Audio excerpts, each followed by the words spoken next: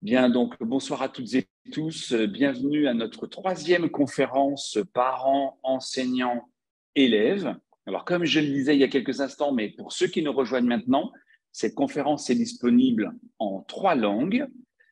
En français, donc par Nathalie Cotard, que je vais vous présenter dans quelques secondes, mais elle est traduite simultanément en anglais et en espagnol. Bonjour, merci à Alejandro et à Jean-Marc.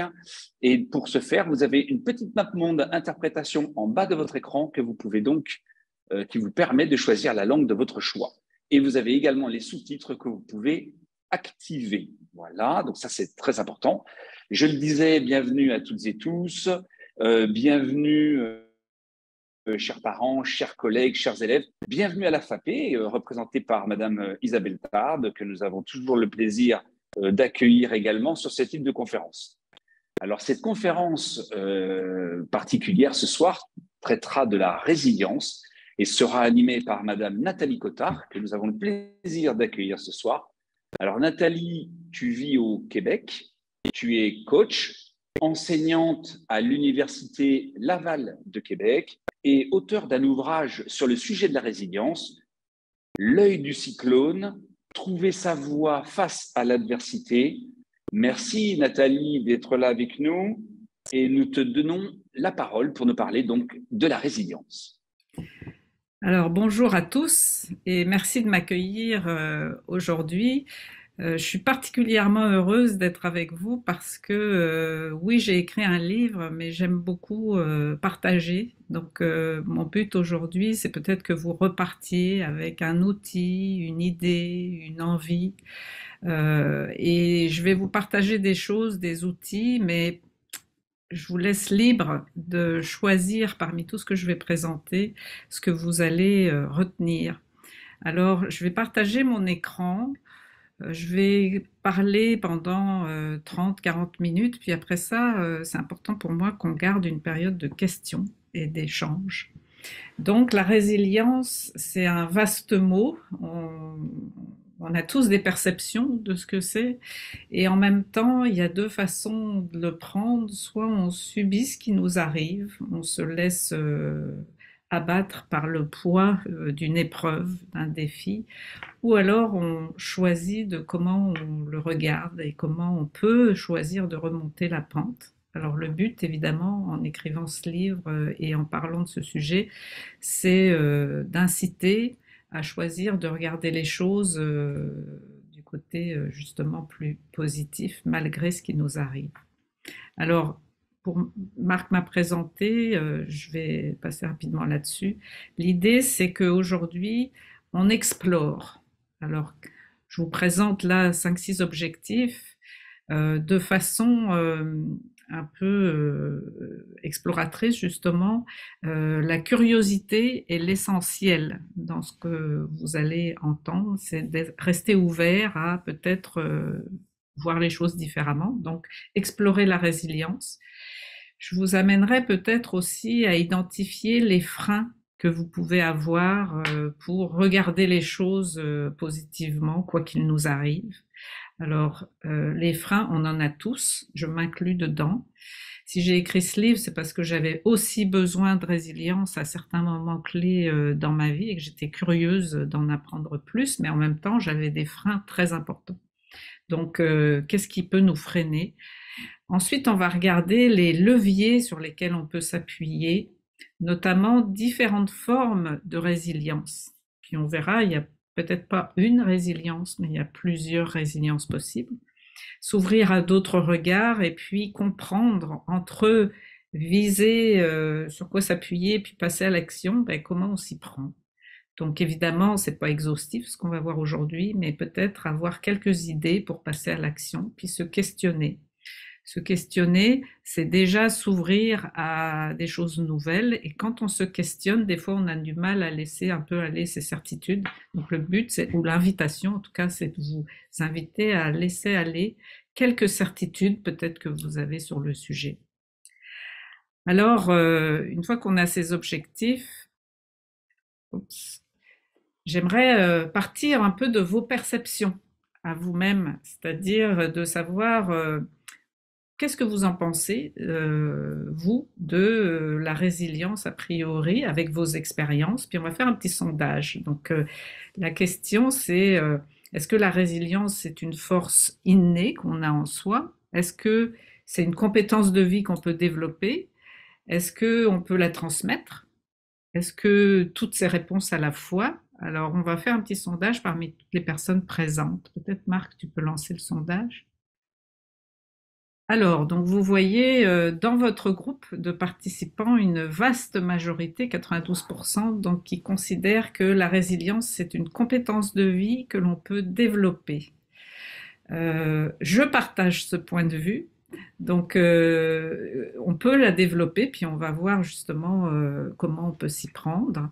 On peut aussi, et là c'est un petit peu plus modéré dans votre groupe, moi j'ai la croyance qu'on peut aussi la transmettre. Puis on verra ensemble à un certain moment comment on peut aussi s'enrichir les uns les autres pour transmettre la résilience ou la force qui vient avec. Et puis, donc, une minorité d'entre vous, 22%, donc, considère que, y en a qui ont la chance de l'avoir et d'autres qui ont la chance de ne pas l'avoir. Et je dirais que, quelle que soit la réponse à cette question, on n'a pas le pouvoir d'y répondre, mais quelle que soit la réponse à cette question, je vous invite à passer directement à la question 2, c'est-à-dire de dire ben, que je l'ai de façon innée ou pas, c'est pas l'important, c'est comment je peux la développer encore plus dans ma vie, qui est intéressant.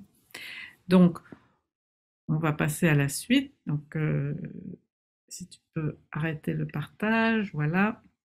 Alors, d'abord, de quoi on parle? C'est quoi pour vous la résilience? Est-ce que c'est plutôt décider comment je le regarde? Est-ce que c'est plutôt accepter ce qui m'arrive? Est-ce que c'est plutôt s'adapter, rebondir, s'entraider, choisir d'être heureux plutôt que malheureux avec ce qui m'arrive, surmonter? Juste pour, là encore, partir un peu de vos perceptions, je vous invite à vous positionner par rapport à ce qu'est pour vous la résilience parmi ces mots-là. Donc, tu peux lancer le deuxième sondage. Et là, on voit déjà qu'on a plus de diversité dans la perception de la résilience. 60% retient le mot s'adapter à ce qui nous arrive. Je vais en parler tout à l'heure. Moi, j'ai été interviewée des personnes qui ont fait preuve d'une grande résilience et l'adaptation était un facteur clé. Donc oui, s'adapter. Après, comment s'adapter? Là est toute la question. Accepter, qui arrive aussi en deuxième position avec rebondir. Donc accepter, ça demande beaucoup d'ouverture. Est-ce qu'on s'adapte pour accepter? Est-ce qu'on accepte avant de s'adapter? C'est tout le cheminement de chacun. Donc, trois dans vos perceptions, hein, trois éléments arrivent en premier. Donc, s'adapter, accepter, rebondir. Je vais vous inviter à considérer qu'il y a aussi une question de décision, comme le pensent 20% d'entre vous, parce que réussir à s'adapter, ça prend une forte décision de croire que j'ai un pouvoir de dépasser ce qui m'arrive pour m'adapter à la situation et à l'environnement. Donc on reparlera de la décision et du choix. Et s'entraider, c'est un des critères clés qui a été souligné parmi les personnes que j'ai rencontrées dans la façon en fait de se relever. On peut considérer que la résilience en tant que telle, si ça consiste à rebondir, évoluer, s'entraider en fait partie, en grande partie. Donc, j'inviterai les deux catégories qui récoltaient 20% des suffrages à être considérées par les autres parce que c'est des éléments clés pour rebondir. Choisir d'être heureux, ça fait partie aussi du paysage, c'est-à-dire je peux décider que je veux regarder ce qui peut me rendre heureux, quelles que soient les circonstances que j'ai dans mon environnement à un moment donné. Alors donc on peut arrêter le partage, puis on va partir avec tous ces mots-là à la fois. Donc dans une ouverture à la diversité hein, qui peut être présente dans toutes les formes de résilience. Juste pour se mettre d'accord sur un terme, je vous partage deux, trois définitions possibles. La résilience, c'est faire quelque chose avec ce qui arrive. Ça, c'est la définition d'une personne qui a eu un accident et qui est restée tétraplégique. La résilience, c'est garder le cœur ouvert. Donc là, c'est beaucoup plus une attitude donc, et une ouverture du cœur, on pourrait le dire comme ça, à recevoir la bienveillance plutôt que de se laisser aspirer dans une spirale de peine. Donc Jacinthe, c'est une personne qui fait face à un deuil, donc garder le cœur ouvert. Une autre personne donc qui a fait face à un accident avait partagé, ben moi c'est choisir d'être heureux plutôt que de se laisser aller à la colère ou à la frustration de ce qui est arrivé. Donc vous voyez que la résilience, elle peut prendre plusieurs formes. Une définition sur laquelle on va s'accorder quelque part pour avancer, c'est qu'on va parler de résilience individuelle. Donc on pourrait aborder la résilience, d'ailleurs l'origine du terme, ça vient de la physique, donc la capacité à reprendre sa forme initiale pour un matériau après avoir été exposé à des conditions extrêmes. Nous, on va s'en servir au niveau individuel, composer avec l'adversité pour rebondir et continuer de grandir. Donc il y a plus loin que de rebondir, je peux aussi évoluer grâce à ce qui est arrivé, entre guillemets, et il faut de la force pour dire grâce à ce qui est arrivé quand on a rencontré des épreuves, mais elles font partie de notre bagage pour continuer de grandir comme personne. Et on ne va pas du tout parler dans cette conférence-ci de résilience sociétale ou environnementale, c'est-à-dire la capacité collective d'une société ou d'une communauté à surmonter des crises majeures. Bien que dans la période actuelle, ce sera un sujet passionnant, mais c'est pas sous cet angle-là qu'on l'aborde. Alors d'abord, quels freins? Je vous disais tout à l'heure, moi, si le sujet m'a interpellée, c'est que j'ai beaucoup vécu de freins à voir les épreuves que j'avais à traverser de façon plus positive, et j'avais besoin d'aller chercher un peu quelques modèles là-dessus. Alors, je vais vous présenter évidemment ces réducteurs, mais 4 freins éventuels. Est-ce que les freins, par exemple, que vous pouvez rencontrer, puis je vous poserai la question après, c'est plutôt de l'ordre des peurs, c'est-à-dire quand l'adversité frappe à notre porte, on se retrouve un peu démuni par rapport à nos points de repère habituels, on peut se retrouver impuissant, et on peut ruminer beaucoup ou être pris par certaines peurs ou être pris aussi par la culpabilité en se disant ben, j'aurais donc dû faire autrement. On peut rencontrer un sentiment d'impuissance fort ou bien aussi de la colère, de la rage, de la frustration. Et tous ces éléments-là vont bien sûr être des freins pour décider d'avancer pendant un certain temps, tout du moins. Et l'idée, c'est plutôt que d'essayer de les étouffer, ces freins, c'est davantage de les accueillir. Alors, de les connaître. Donc, il y a 4 façons aussi, quelque part, de subir ces freins-là. Ça peut être l'épuisement, la rigidité, le blâme et la coupure. Alors, je vais donner un petit peu plus de détails sur ces freins-là pour que vous vous posiez la question, ben, est-ce que moi, ça peut me concerner? Puis, je peux vous dire que moi, il y a une dizaine d'années, j'ai émigré donc au Québec. Ma fille a décidé de rester en France, elle était adolescente. Ça m'a déchirée et quelque part, j'ai mis beaucoup de temps à accepter que j'étais dans le blâme, la plainte, je me sentais coupée évidemment physiquement, 2 continents nous séparaient. Pour tout un tas de raisons, le choix qu'elle avait fait était pertinent, mais moi ça m'a demandé beaucoup d'énergie pour dépasser en fait la coupure. Alors on va voir un peu plus de détails sur ces freins pour que vous puissiez vous questionner, est-ce que moi ça me concerne? D'abord, une des façons de subir, ça peut être l'épuisement, c'est-à-dire de se rendre un peu responsable, de régler toutes les situations et de prendre tout en charge. Alors d'abord, on prend sur soi. Ça se peut qu'on soit un peu dans un sentiment de culpabilité, donc il faut absolument que je prenne en charge parce que je me sens comme responsable ou coupable de ce qui est arrivé. Donc Si vous vous entendez penser ou dire je dois absolument, je dois faire face, je dois compenser, il faut que je me relève, on peut se rendre vite dans une énergie en fait qui ressemble à de l'épuisement. Et ça demande beaucoup d'énergie pour se reconnaître dans ces façons de subir et se dire, ben là, je ne peux pas prendre tout en charge. Je ne peux pas tout prendre sur moi et faire comme si tout allait bien ou compenser pour ce qui arrive. Donc, quand on doit faire face à une épreuve, euh, accueillir ce qui peut nous concerner comme mode un peu de subir la situation, l'épuisement en est un, ou se rendre jusqu'à l'épuisement.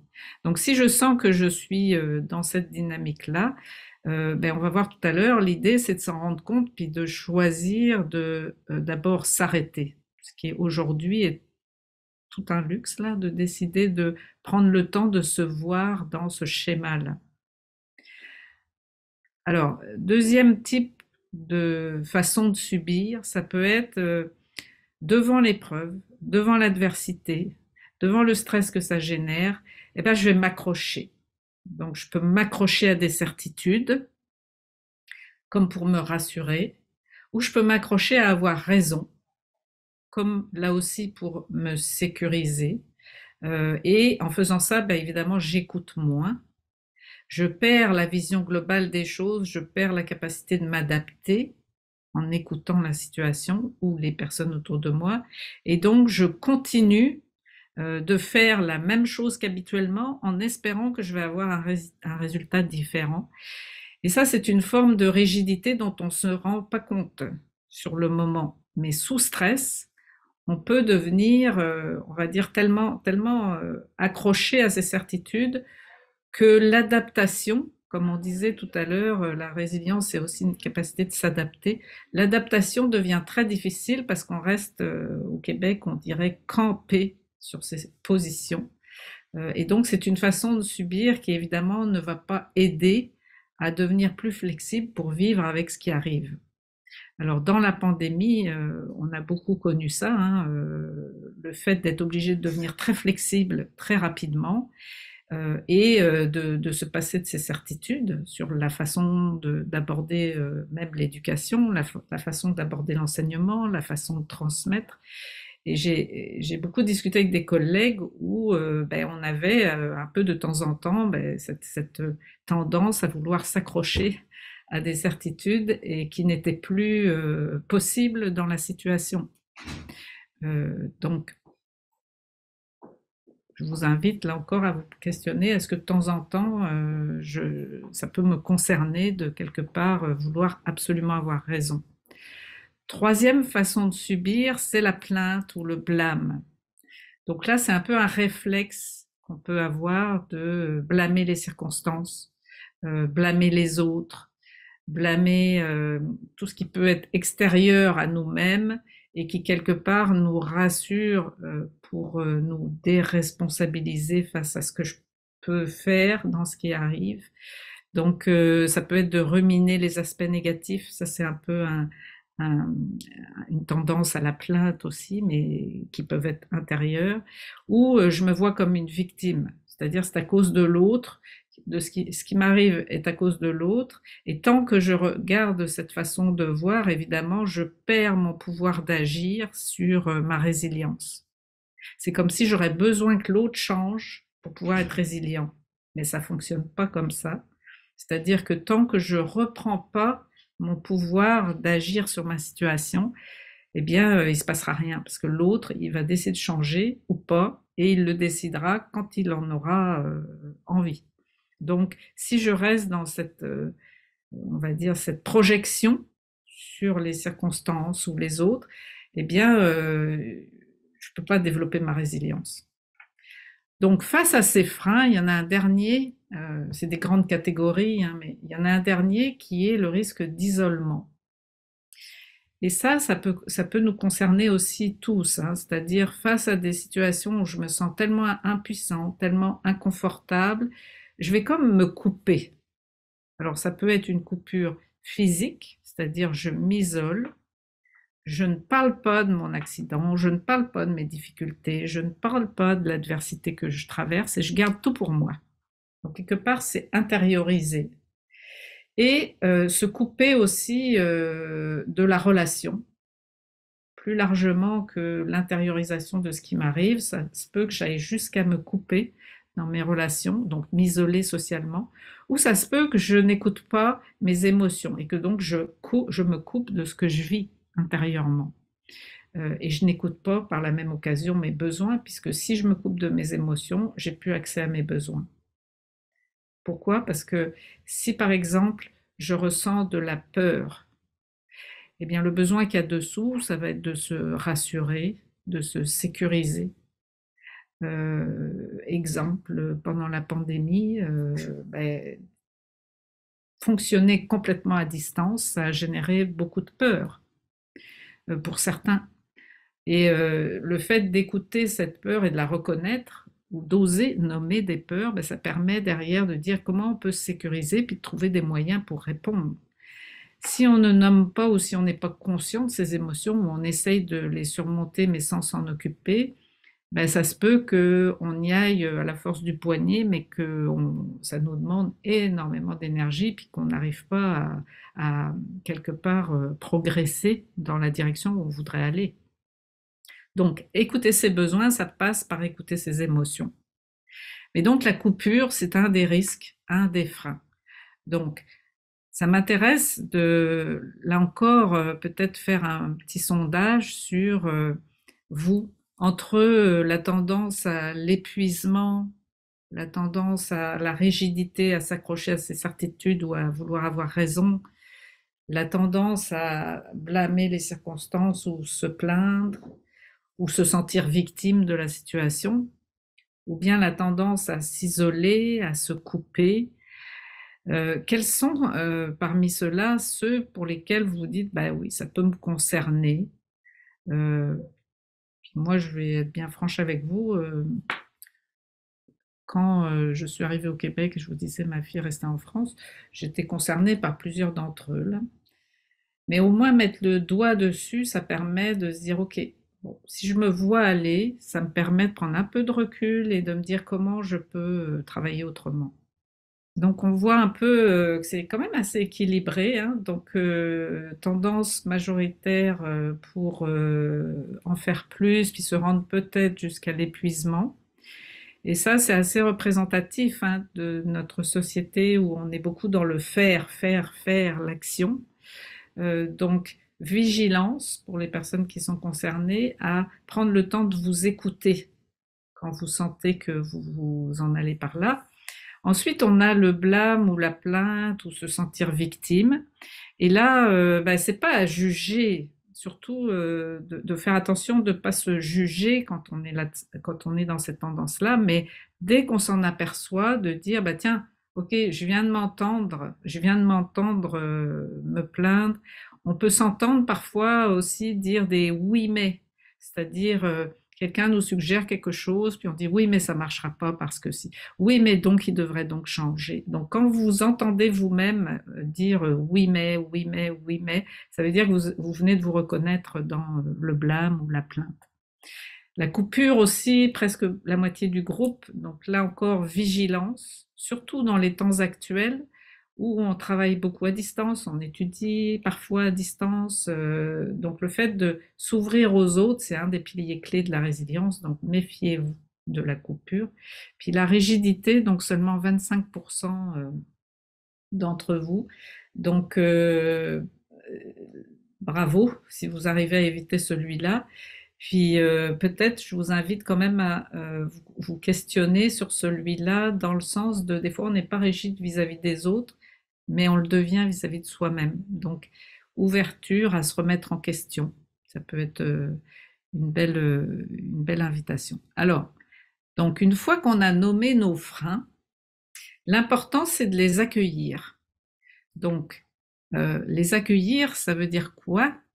Ça veut dire commencer à s'intéresser à moi, avec mes freins, qu'est-ce que je peux, on va dire, viser comme résilience. Et donc, moi, j'ai appelé ça des leviers possibles, c'est-à-dire sur quoi je peux m'appuyer pour développer ma résilience.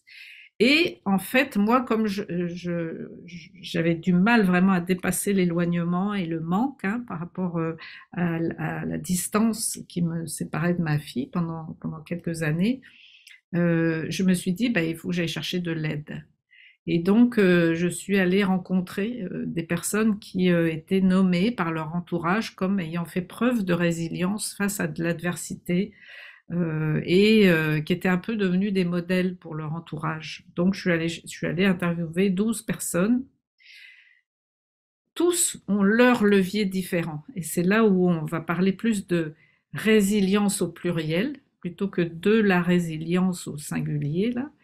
Et la diversité des personnes et des leviers que j'ai pu rencontrer dans ces rencontres, moi, m'ont donné beaucoup d'espoir que, quelle que soit ma forme de résilience qui était imparfaite, ben, je pouvais aller plus loin et aller tester d'autres choses.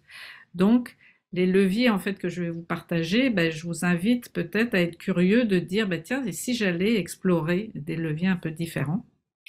Et les convictions que ces personnes-là ont partagées, c'est que tous les apprentissages antérieurs qu'ils avaient pu faire dans leur vie, alors il y en avait certains qui avaient une vingtaine d'années, parmi les 12 témoignages, il y en avait 5 qui avaient entre 15 et 30 ans, on va dire, et puis les 7 autres étaient au-delà de 30 ans en âge. Certains avaient vécu une épreuve récente, d'autres avaient vécu une épreuve il y a de nombreuses années, ce qui permet d'avoir un parcours de résilience plus long. Mais tous étaient convaincus que ce qu'ils avaient appris avant l'adversité à laquelle ils devaient faire face, tout ce qu'ils avaient appris avant faisait partie de leur bagage pour développer leur résilience. Donc on peut cultiver la résilience en s'appuyant sur des apprentissages qu'on a fait dans notre vie. Ensuite, euh, comprendre et s'ouvrir à la diversité, c'est se donner le choix. Donc moi, le but, c'est un peu dans le partage que j'ai fait de ces rencontres, de donner le choix de comment je développe ma résilience. Et pour ça, eh bien, je m'y suis pris de 3 façons. Donc, dans chaque rencontre en fait que j'ai faite et que j'ai restituée dans le livre, il y a 3 regards. Le premier, c'est un conte. Donc un conte, c'est comme une métaphore. Ça présente la résilience dans un langage qui s'éloigne du terrain vécu, mais qui représente tout ce que le témoin ou la personne qui témoignait transmettait dans son énergie, dans la façon de s'y prendre. Donc le conte, ça peut être lu à des enfants. Il y a certaines personnes qui participent aux ateliers de résilience là que j'ai actuellement qui me disent, ben moi je l'ai lu à mon enfant parce que ça permet d'aborder le sujet, d'apprendre qu'on peut se relever, d'apprendre comment se relever, mais dans un langage qui est abordable et qui est plus léger qu'un récit de vie. La deuxième partie, c'est de s'inspirer du récit de la personne, d'un parcours individuel. Et la troisième partie, c'est de se dire, OK, au-delà du récit de la personne, qu'est-ce que je peux en garder pour moi? Un peu comme des outils, un GPS, pour s'inspirer de conseils extrêmement concrets dans le récit de chaque personne. Alors, donc, 12 leviers de résilience sont sortis de des rencontres que j'ai faites. Je vous les présente ici. Évidemment, je ne vais pas les développer en détail, mais ça peut donner une idée de se dire, tiens, il y a des leviers qui sont très tournés à partir de la force mentale. Donc ça peut être la détermination. Alors, certains ont dit, ben moi c'est l'adaptation. Quoi qu'il arrive, je m'adapte. Quoi qu'il arrive, je dois persévérer. Et c'était un peu comme ce levier, un cap sur lequel s'appuyer, mais aussi une destination vers laquelle aller. C'est-à-dire, certains d'entre vous vont être interpellés par des leviers qui dépendent plus de la force mentale, d'autres par des leviers qui dépendent plus de garder le cœur ouvert, donc tout ce qui est la maîtrise émotionnelle, mais aussi la compassion, la gratitude, donc de travailler au niveau de ouvrir son cœur, puis d'autres vers des leviers qui concernent un peu des deux, donc faire écoute à l'intuition, la confiance, le lâcher prise. Mais ce que je vous invite à faire, c'est à capter dans ces 12 leviers lesquels vous interpellent, qui pourraient être soit des directions que vous avez envie de vous donner, soit des appuis que vous avez déjà. Donc, c'est pour ça que les rencontres en fait étaient inspirantes parce que je me rendais compte que à la fois les personnes s'appuyaient sur quelque chose qu'elles sentaient déjà, la persévérance, mais en même temps ils nommaient que c'est jamais fini. C'est-à-dire si je vais vers la persévérance, ça peut être mon levier, mais ça peut être aussi une direction, un cap. Évidemment, on n'est pas aussi découpé que ça dans la vraie vie, hein. Donc, ça se peut qu'on s'appuie sur plusieurs leviers en même temps et c'est parfait, ça donne de la force. Mais l'idée, c'est de se dire, il faut que je rentre par une porte de résilience pour pouvoir avoir des choses concrètes que je vais pouvoir viser. Donc, le levier, c'est comme une porte d'entrée de la forme de résilience que j'ai envie de développer. Alors vous, je vais vous inviter à vous poser la question peut-être quel levier j'aimerais développer, c'est quoi mes ressources si je prends par exemple la persévérance, donc on en parle beaucoup à nos étudiants dans les périodes où c'est pas facile. Bon, quelles sont déjà vos ressources pour ce levier-là? Quels sont les obstacles? Et là, les obstacles, ben, on a parlé de nos freins tout à l'heure. Par exemple, moi, je sais que dans les adversités que j'avais rencontrées avant celles dont je vous ai parlé, avant l'éloignement, la force mentale, ça m'a toujours aidé. Donc, je me suis appuyée là-dessus en me disant, ben, tu sais, je vais y aller avec la persévérance. Je vais travailler beaucoup pour pouvoir aller souvent voir ma fille en France. Et puis, ça va être comme ça que je vais m'en sortir. Bon, très bien. Sauf qu'au bout d'un moment, je me suis rendu compte que j'avais un obstacle qui était que je me coupais de mes émotions. Un peu comme on disait tout à l'heure. Et quand on est coupé, ben, c'est pas agréable, là. Donc, j'avais l'impression que j'avançais, mais j'avais pas l'impression que j'étais réellement résiliente, là. Donc, je suis allée chercher d'autres modèles. Et l'idée d'avoir 12 leviers, c'est d'aller peut-être explorer des modèles. Donc, moi, le modèle qui m'a inspiré beaucoup, c'est de dire, OK, au-delà de la force mentale, il va falloir que j'essaye d'ouvrir un peu mon cœur, là, et de reconnecter avec mes émotions. Et donc, je me suis dit, ben, je vais m'inspirer dans les rencontres des personnes qui parlaient davantage justement de garder le cœur ouvert, de développer la compassion, l'autocompassion. OK, mais on fait ça comment?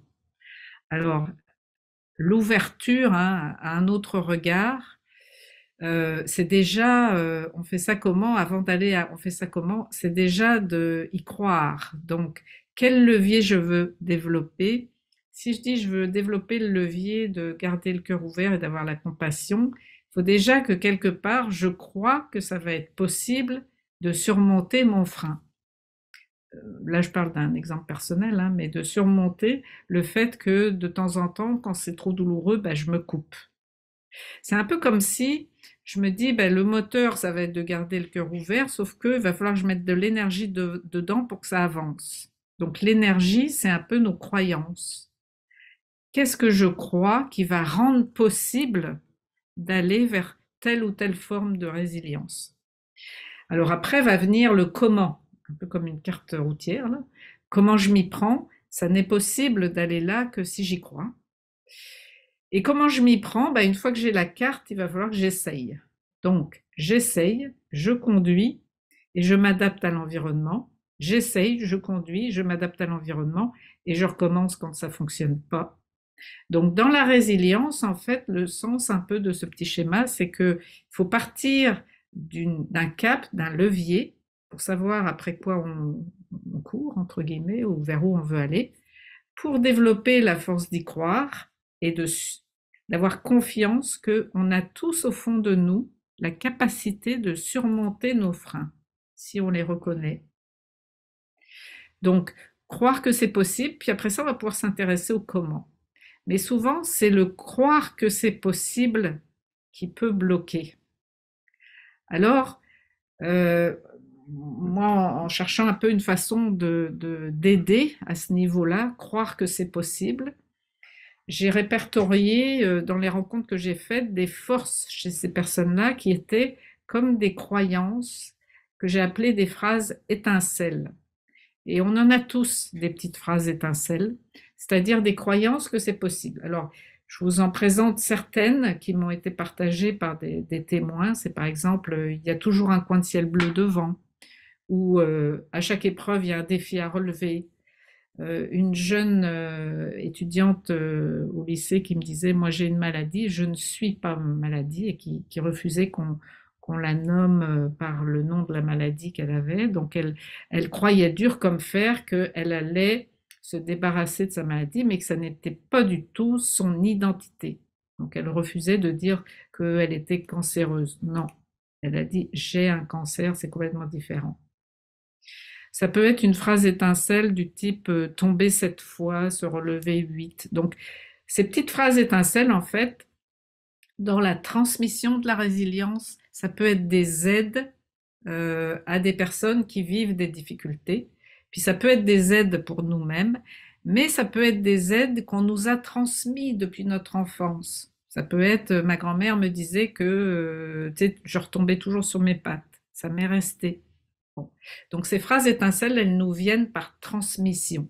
On les a pas inventées, là, ou du moins c'est pas courant, hein, mais elles nous ont été transmises. Donc en cela, la résilience se transmet par ces leviers pour y croire.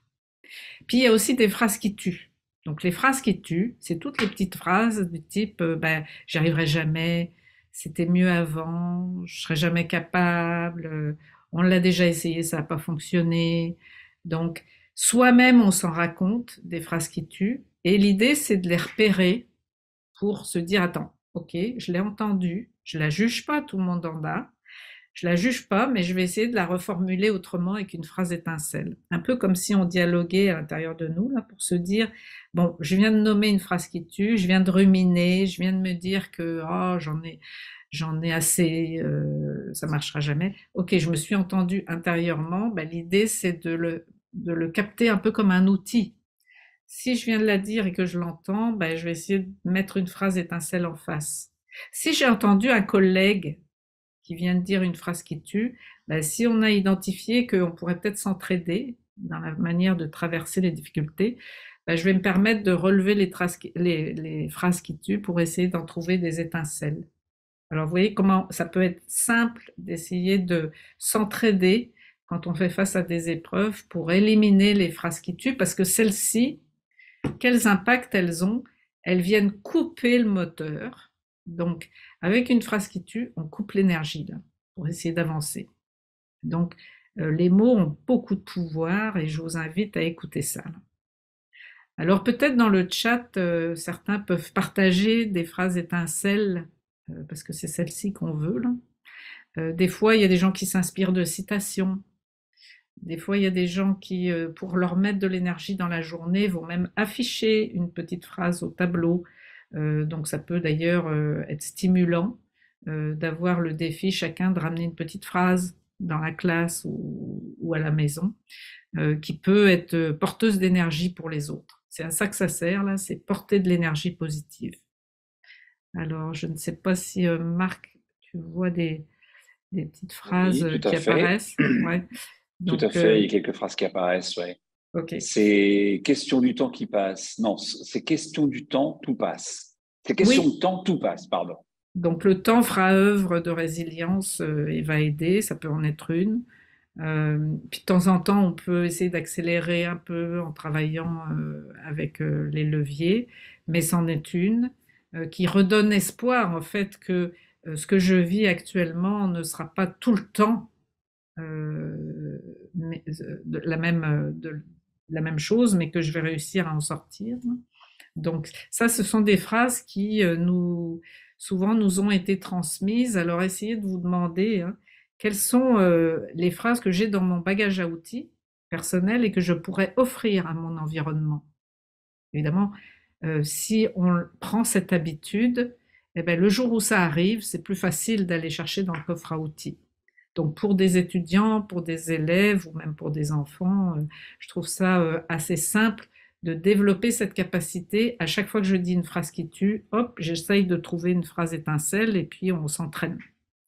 Et ça permet Alors, aussi de s'ouvrir au feedback. Oui, Marc, vas-y. alors, on a quelques phrases étincelles, donc en espagnol, en anglais, en français. Ah, C'est bah, c'est vraiment très parfait. bien. C'est parfait. Donc, je traduis en français, hein.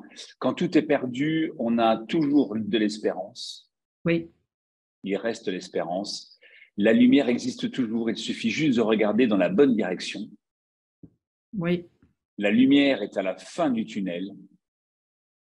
oui, Un problème sans solution est un problème mal posé. oui, Il n'y a pas de problème, il n'y a que des solutions. oui. Donc vous voyez que ça sort vite, hein? Donc quand on s'y met à plus... Voilà. Oui, encore une peut-être. Pardon.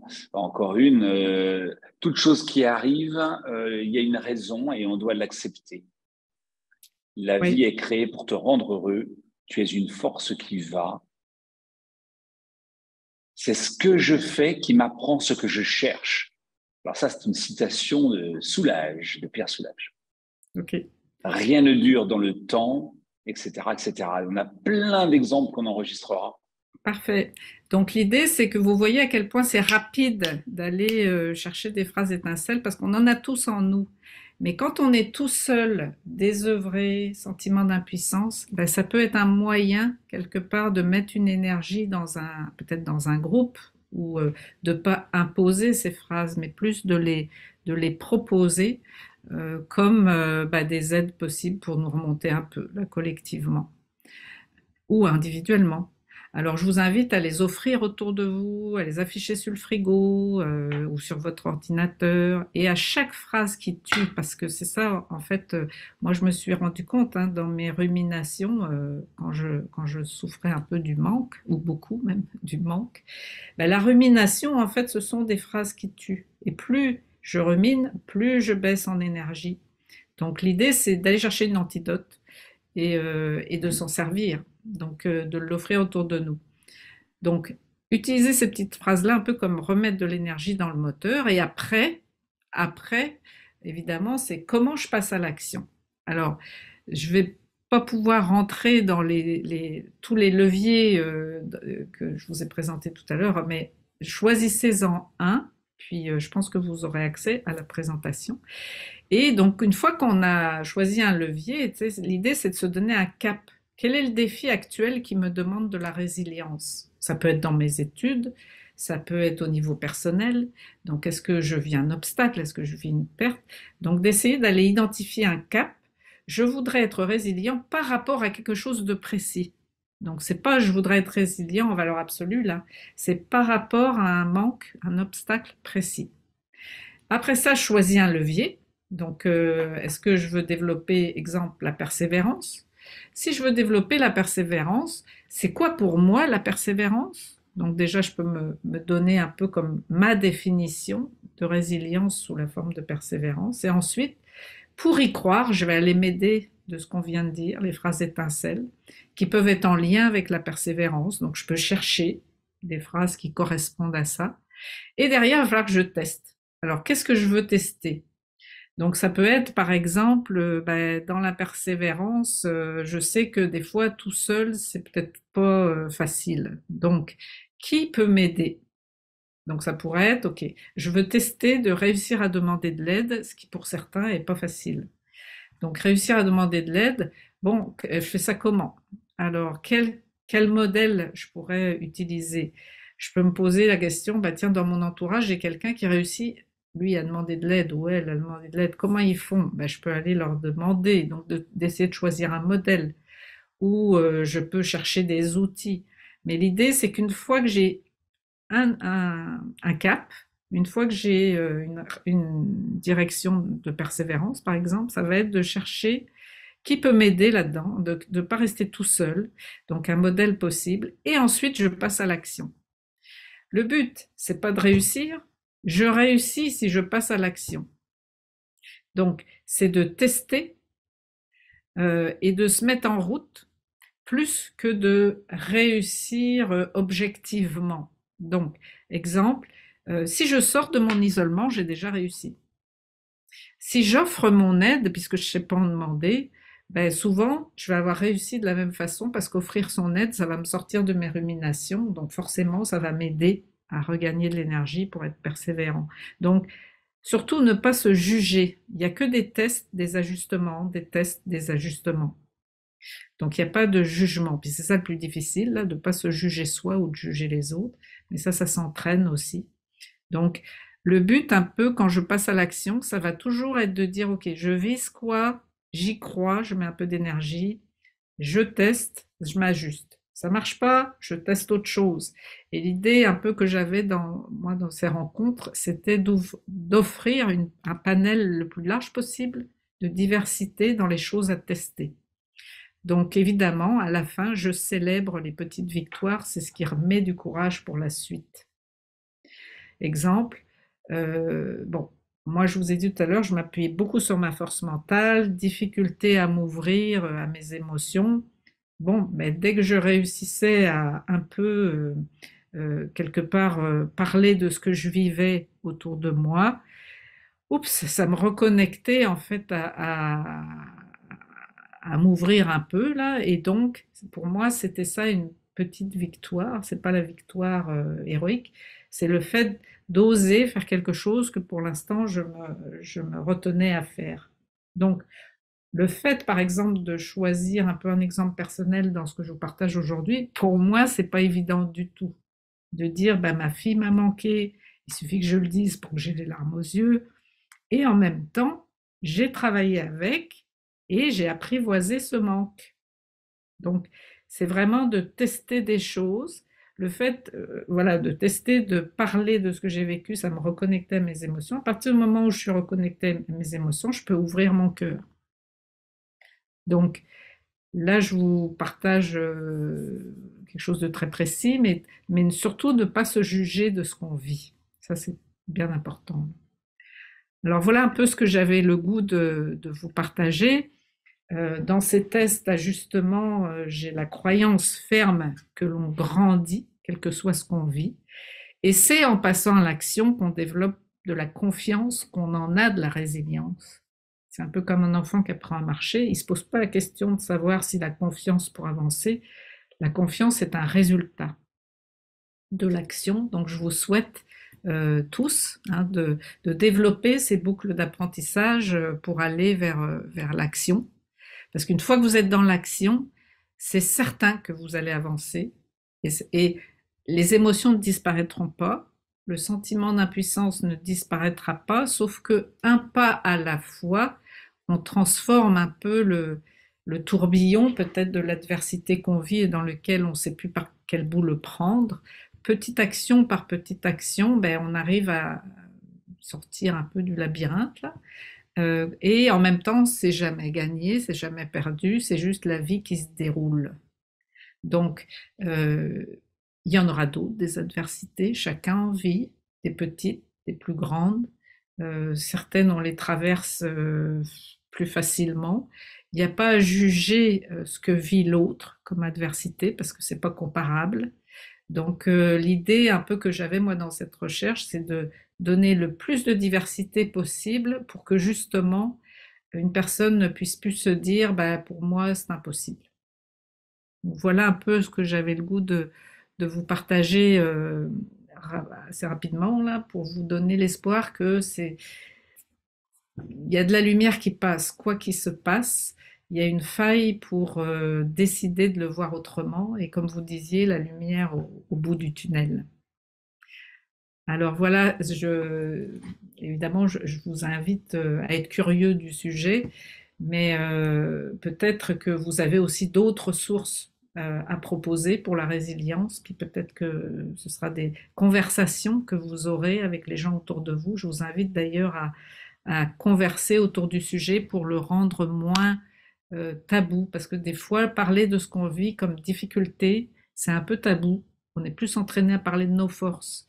Et je trouve dommage parce que si on apprend à tomber, et évidemment, on apprend à se relever plus vite. C'est un peu comme dans les arts martiaux. Donc, je vous invite à des conversations autour du sujet. Voilà ce que j'avais envie de vous partager. Il nous reste peut-être quelques minutes pour des questions. Tout à fait. Merci Nathalie. S'il y a des questions, n'hésitez surtout pas. Ça sera avec grand plaisir. Alors, on a Flo. Donc, Flo, merci beaucoup pour ce partage d'expérience. Voilà. S'il y a des questions, n'hésitez pas. Merci beaucoup, nous dit Lucille.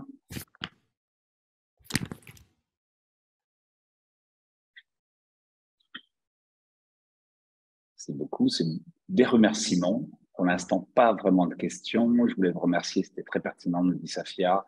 Merci, merci beaucoup. Merci beaucoup. Voilà. Thanks a lot. With my French accent. Merci. Alors, on a une question. Donc, très bien, parfait. Alors, attendez. Est-ce que vous proposez des formations dans ce sens autour de la résilience, donc, En Nathalie, fait, est-ce que tu proposes des ouais. formations?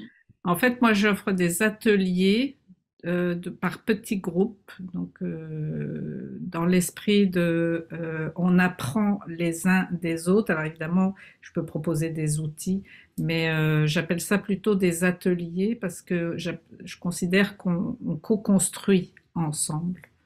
Donc, bah, si certains sont intéressés, ça existe aussi à distance, mais ça, peut-être on pourra en reparler, Marc, puis je pourrais donner mes coordonnées. Si Tout à fait, certains... avec grand plaisir. Il y a une question intéressante également. Est-ce que le courage a une place dans la résilience? Oui, d'abord le courage de accueillir sa vulnérabilité. Et je dirais que le courage, c'est une habileté transversale, un peu comme la confiance, là. C'est que dans tous les leviers de résilience, ça prend du courage pour s'accueillir dans ses freins. Tous les freins qu'on a nommés, ça prend du courage pour se voir aller, entre guillemets, soi-même, et pour décider que je peux faire autrement. Donc, moi, je partage que oui, le courage a sa place dans toutes les formes de résilience. Et on a une autre question qui a failli j'ai failli ne pas la voir, elle est en espagnol. C'est comment faciliter tout le concept de résilience chez les jeunes? Alors, vous seriez surpris, moi j'ai été surprise en tout cas, il y a une école du réseau de la MLF qui m'avait invité à parler de mon métier pour des jeunes de primaire et début de secondaire. Et donc, on en est arrivé à parler de ça, de la résilience. Et je leur disais, mais c'est quoi pour vous la résilience? Alors, on a commencé à parler de façon très simple. C'est quoi pour vous la résilience? Puis eux, ils m'ont donné leurs idées, c'était quoi, etc. Et on a utilisé la métaphore. Et la métaphore ou le conte, on a tous, quand on était enfant, entendu parler, tu sais, du petit chaperon rouge, des contes absolument dramatiques, là. Et je trouve que même avec des jeunes enfants ou des jeunes moins enfants, plus adolescents ou des jeunes adultes, la porte d'entrée peut être différente, mais c'est un apprentissage de vie qui est extrêmement intéressant. Et quand on se posait la question, justement, avec ces plus jeunes, là, de pourquoi tu te relèves pas quand tu tombes, il y a des réponses intéressantes qui sont sorties pour pouvoir travailler avec et se poser la question, bah oui, tu sais, quand je tombe, alors ils avaient tous leur perception, mais la discussion était l'enrichissement en fait. C'est qu'on était en train de parler ensemble de, c'est pas facile de accepter le regard des autres, et ça s'est fait de façon assez naturelle. Mais j'ai trouvé la discussion fort, fort pertinente en termes d'apprentissage pour moi. D'abord, j'ai beaucoup appris d'eux, mais eux aussi, je pense qu'ils ont appris entre eux. Donc, je trouve que c'est un sujet qui devrait être une compétence de vie qu'on apprend le plus tôt possible. Alors, c'est une belle transition puisqu'il y a une autre question, c'est Oui. comment travailler la résilience en classe? Alors, Tu en viens de classe, l'aborder plus ou moins, oui, tout à fait. oui, en classe, c'est d'inviter, alors suivant l'âge des élèves, mais d'inviter à partager justement, ben, quand on croit que c'est possible, on fait ça comment? Alors, les petites phrases étincelles, ça peut être un jeu, hein, d'aller chercher les phrases étincelles à la maison, dans des livres, donc de collecter des phrases à partager qui vont leur faire sentir, en fait, hein, c'est très expérientiel, mais qui vont leur faire sentir ben, l'énergie que ça peut mettre et inversement d'apprendre à s'interpeller quand on utilise des phrases qui sont plus des attaques, des jugements, bah, d'essayer de... Alors tout le travail d'intelligence émotionnelle, hein, il peut s'apprendre tout petit. Donc, ça en fait partie un peu de ces discussions. Donc, comment l'apprendre en classe? Bah, c'est déjà d'oser mettre le sujet à l'ordre du jour, mais de façon plus partage d'expérience, expérientielle. Bien sûr, on peut lire des choses, lire des textes. D'ailleurs, j'avais le goût de vous lire une petite métaphore que moi j'utilise avec mes étudiants. Puis c'est le point de départ de réflexion sur c'est quoi la résilience pour toi. Donc je pourrais peut-être prendre 2 minutes à la fin pour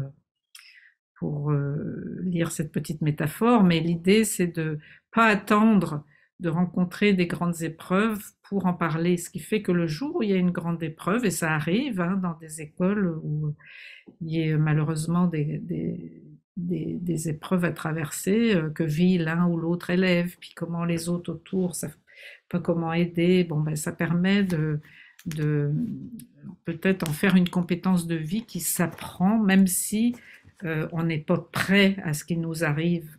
C'est pas le but d'être prêt, c'est le but de se préparer à être capable de l'accueillir. Accepter quand ça tombe sur nous, là, c'est pas immédiat, là. Mais si on s'est un peu entraîné, c'est plus facile. Donc Alors, moi, oui, je trouve que les pardon, contes, ouais, ouais, les contes, c'est très important dans la petite enfance, là, pour apprendre qu'on se relève. Oui, vas-y. tout à fait. Non, on a une question très poignante. Comment aider un enfant qui n'a jamais connu sa maman? Alors, ça dépend, je ne peux pas répondre en valeur absolue, mais quelque part, alors, euh, forcément, si l'enfant a été entouré pour développer son lien d'attachement autrement qu'avec une maman, ben, ça va aider. Mais je dirais que moi, le premier réflexe qui me viendrait, c'est comment aider cet enfant à développer un lien d'attachement, découvrir l'amour en fait dans un attachement qui peut être avec quelqu'un d'autre évidemment que sa maman. Si ça peut prendre place, ben, ça aide. Ça n'empêche pas qu'à un certain moment, il continuera de souffrir ou pas de ça là, à différentes périodes de la vie, mais au moins de l'aider à développer ce rapport d'attachement à une figure d'autorité adulte. L'amour, en fait, il n'y a pas que les mamans qui savent donner de l'amour. Là, pour moi, c'est l'essentiel. Si l'enfant reçoit de l'amour, ben, c'est sa forme à lui pour pouvoir se construire. En tout cas, c'est mon avis personnel, là, mais c'est bien plus complexe que ça, évidemment. Là. Et peut-être pour terminer, parce qu'il est déjà Oui. 18h06, on a encore 90 personnes qui sont en ligne, c'est super. Si nous souhaitons partager, projeter votre conférence entre parents, professeurs, lycéens à l'amphithéâtre de l'école, seriez-vous disponible pour des questions-réponses en live à distance? Oui, avec le décalage horaire, bien sûr. Donc, Tout à donc fait. ça s'organise un peu à l'avance, mais moi, ça me fera plaisir. Si je peux aider, c'est le but en fait de ma démarche sur le sujet. Donc, si quelqu'un m'invite, comme ça avait lieu pour cette classe, pour venir parler de mon métier, bah, c'était une entrée. Là, ce serait une entrée plus spécifique sur la résilience. Moi, ça me fait plaisir de partager en fait, et je ne prétends pas avoir la grande science exacte sur le sujet.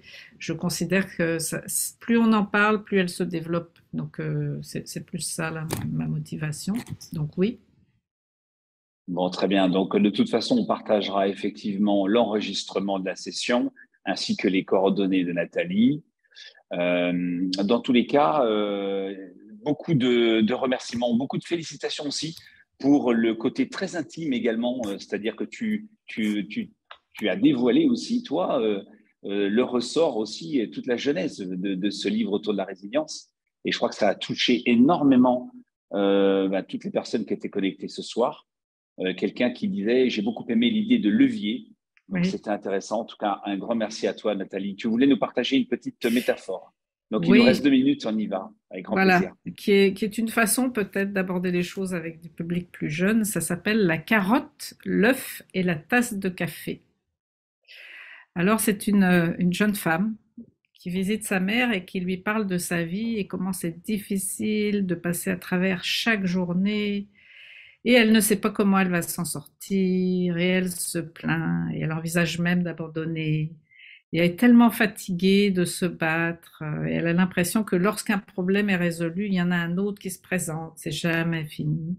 Et sa mère l'amène à la cuisine et remplit 3 casseroles d'eau et les place à feu élevé sur la gazinière. Et l'eau se met à bouillir rapidement. Dans la première casserole, elle ajoute des carottes, elle met des œufs dans la deuxième et dans la troisième, elle met des grains de café moulus. Et elle laisse bouillir sans dire un mot. Et au bout de 20 minutes, elle ferme le feu et elle égoutte les carottes, elle les place dans un bol, elle sort les œufs, elle les met dans un bol et finalement, elle vide le café dans un bol et elle se tourne vers sa fille et lui dit bah, dis-moi ce que tu vois. Des carottes, des œufs et du café, dit la fille un peu agacée. Et sa mère lui demande de se rapprocher des carottes. Et la fille se rapproche et note que les carottes sont molles.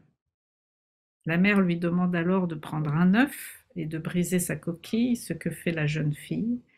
Et cette dernière observe que l'œuf est dur.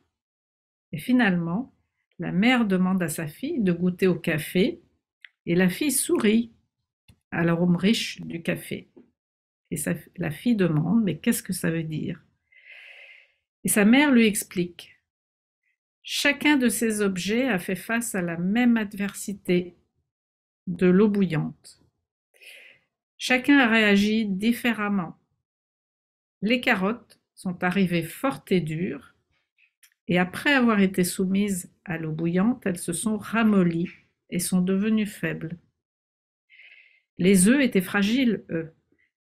Leurs coquilles protégeaient leur liquide, mais après avoir passé du temps dans l'eau bouillante, ils sont devenus tout durs à l'intérieur. Et les grains de café, eux, étaient uniques. Et après avoir été soumis à l'eau bouillante, ils ont changé l'eau. Alors lequel es-tu? Demande la mère à sa fille. Quand l'adversité frappe à ta porte, comment réagis-tu? Es-tu une carotte, un œuf ou bien un grain de café?